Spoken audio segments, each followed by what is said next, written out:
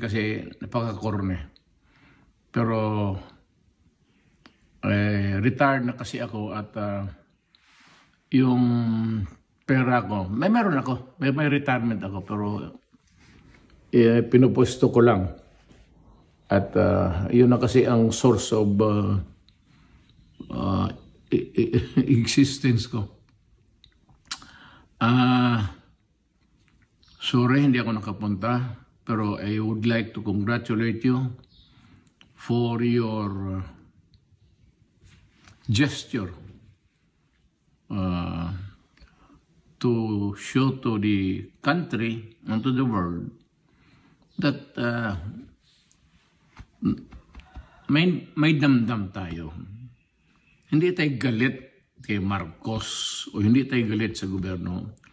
May damdam na pinapalabas natin.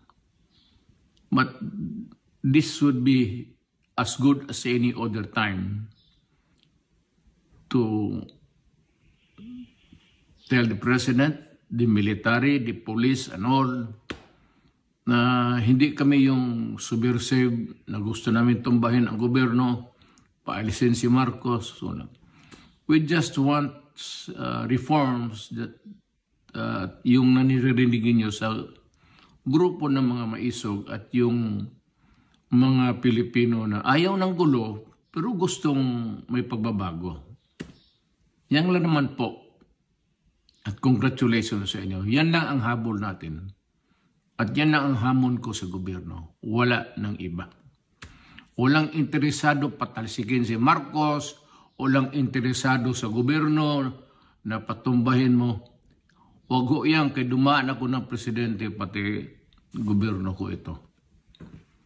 So, para just to erase doubts. But, we will ask that we will be heard from time to time so that government would know what the sentiments of the people are.